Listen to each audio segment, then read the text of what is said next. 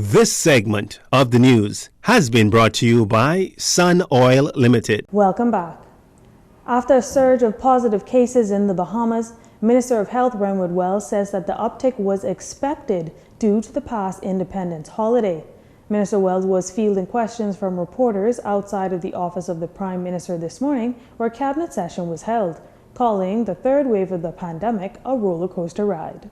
Usually there's a little uptake in cases about 7, 8 days, 5 to 7, 8, 14 days out from any sort of major holiday. We've just come through the entire weekend of Independence, and folks would have gotten together in groups on beaches, in their homes, celebrating our independence. And obviously, we would have expected, given the fact that we've had positive cases in the country, that there would have been an uptick. We're going to be looking over this week, assessing the data, and then seeing where we are, whether we do have defined clusters or anything new that is developing. Minister Wells also addressed the strain the health system has been and is still under. The same kinds of strains that we would have had in the past, which is when you take up the bed spaces for COVID patients, there are less bed spaces to be able to deal with the other issues in our health sector and in our health sphere. When you take up bed spaces to deal particularly with those who are suffering from COVID, you end up having to put additional personnel there, additional personal protective equipment, and the list goes on and on. So it is and has been a huge cost to this country in terms of manpower, in terms of treasure, blood, sweat, and tears in many ways. Between Thursday, July 15th and Sunday, July 18th, 269 COVID-19 infections were confirmed in the country.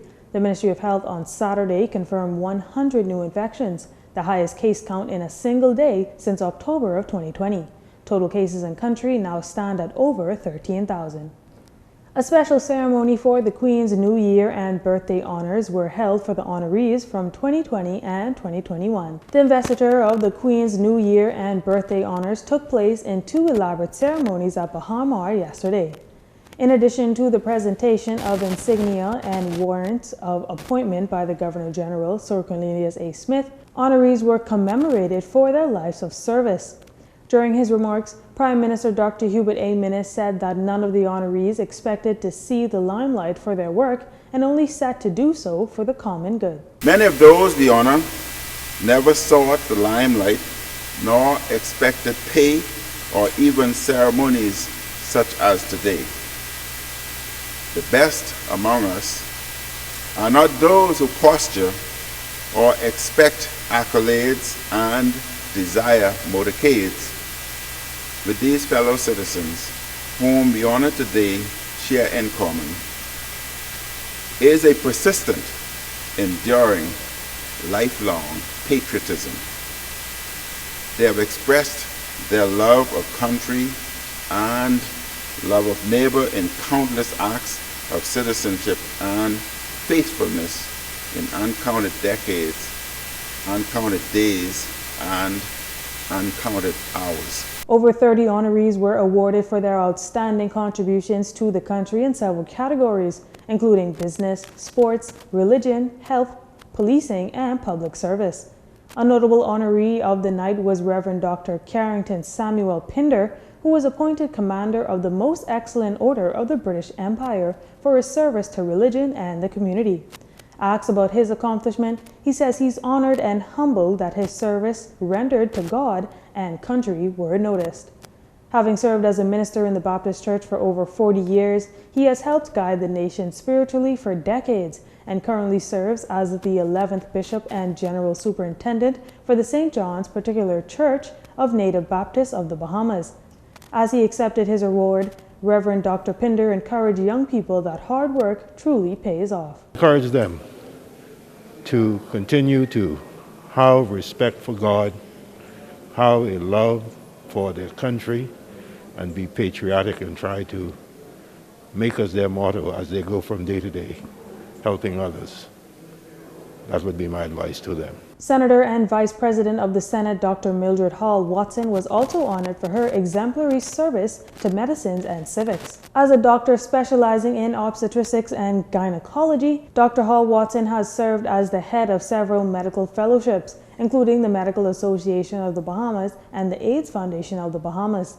She remarked that she never imagined she received such an honor and hopes that young people can be inspired by her accomplishments. It's a wonderful feeling because I think growing up, you may hear about these things, at least by the time you get to high school, but you never see yourself as a participant.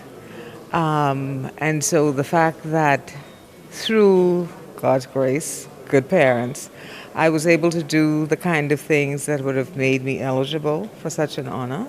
And so I'm very pleased to be a part of this group. And I hope that the young people, as they look at us, not that I'm saying I'm super old, but that they take note and do the kind of things for our community so that one day they too will be a part of a process such as this. The ceremony came to an end with closing remarks by Prime Minister Dr. Hubert Minnis, who hoped that young people could see the honorees' accomplishments and be inspired to chart a bold future for both themselves and the nation. You're watching JCN News. Stay with us. This segment of the news is brought to you by Sun Oil Limited.